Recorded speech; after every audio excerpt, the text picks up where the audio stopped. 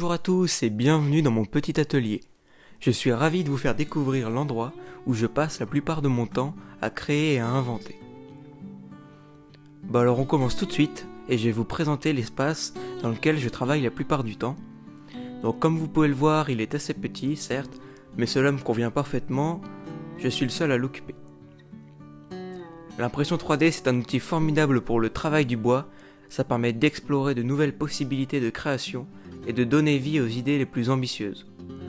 On profite également d'une précision inégalable d'un point de vue artisanal. L'impression 3D dans le travail du bois me permet de créer des pièces très complexes avec une grande précision.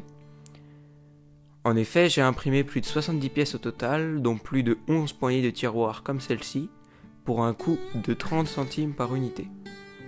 Comptez en revanche 2 heures d'impression à chaque fois. Si comme moi vous avez la chance de posséder une machine 3D, les fichiers sont en téléchargement libre dans la description, sinon vous pouvez toujours les acheter sur mon site internet, en lien également dans la description.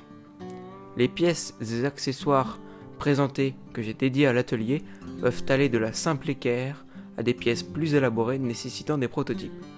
D'ailleurs, n'hésitez pas à me dire en commentaire si vous voulez que je vous fasse une vidéo complètement dédiée aux impressions 3D pour l'atelier.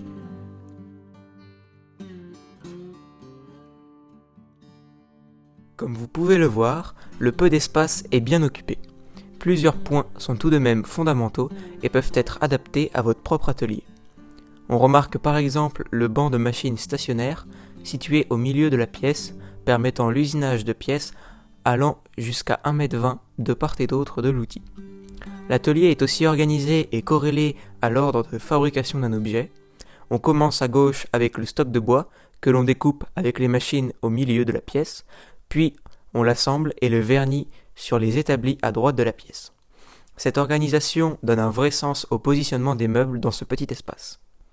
J'ai également établi un graphique permettant de se rendre compte de la proportion d'espace qu'utilise chaque élément de l'atelier. J'ai volontairement gardé la moitié de la surface au sol libre pour circuler facilement. N'hésitez pas non plus à écrire en commentaire la fabrication que vous voudriez voir en premier et je vous partagerai cela prochainement.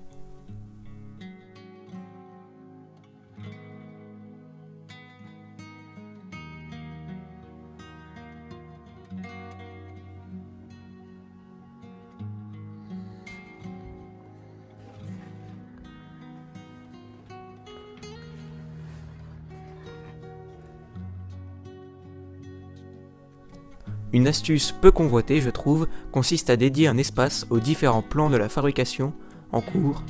Cela peut passer par un tableau magnétique en face de l'établi ou encore d'une plaquette suspendue vers les machines.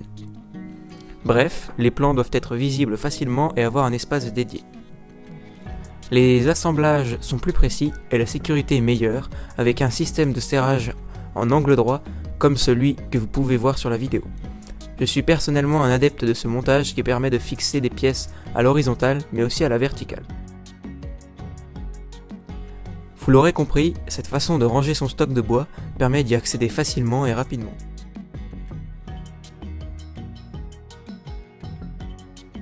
Ayant peu d'espace de rangement, je l'aménage pour faire en sorte d'y ranger un maximum de matériel. Je ne peux que vous encourager à faire de même.